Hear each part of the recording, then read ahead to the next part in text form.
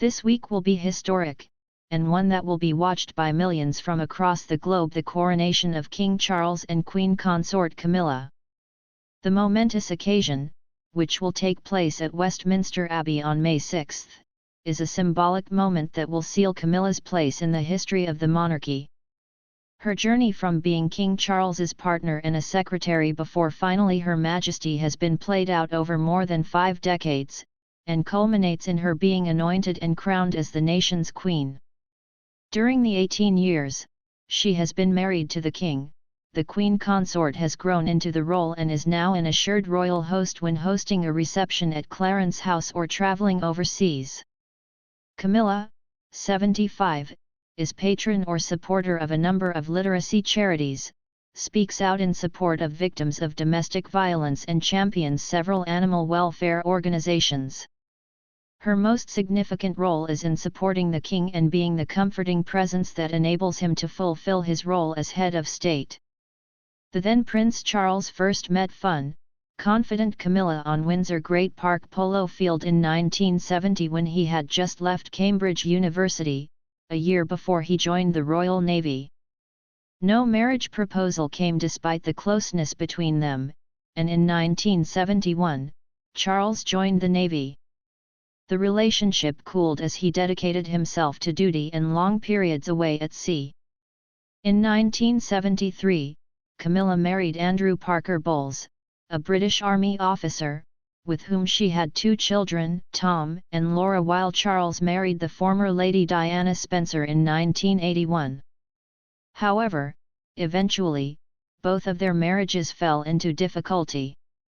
Camilla divorced in 1995, and Charles got divorced from Diana the year after. There was controversy when Charles admitted he had committed adultery with Camilla while still married to Diana, but she chose to remain silent on the subject. After Andrew and Camilla both divorced, and Diana died in 1997, Camilla and Charles became an item once more. Their first public appearance together was outside the Ritz Hotel in London in 1999. The culmination of their romance was marriage, and a civil ceremony at Windsor Guildhall on April 9, 2005, with Camilla becoming an HRH and the Duchess of Cornwall.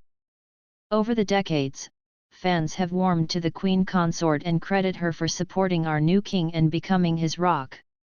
And now, Camilla is just as popular a figure when out and about on royal duties as the rest of the royal family. Camilla is currently the Queen Consort. That title is given to the wife of a reigning king.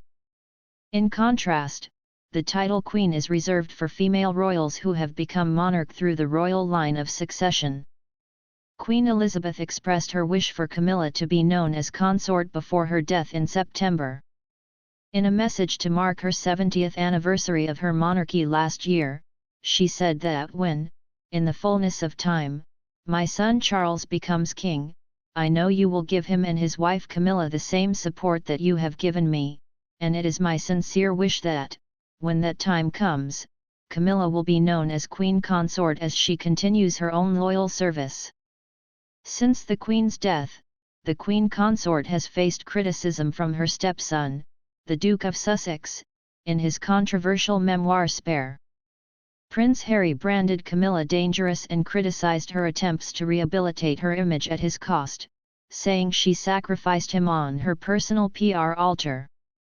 He did, however, describe her as not an evil stepmother and said they were perfectly pleasant when they saw one another.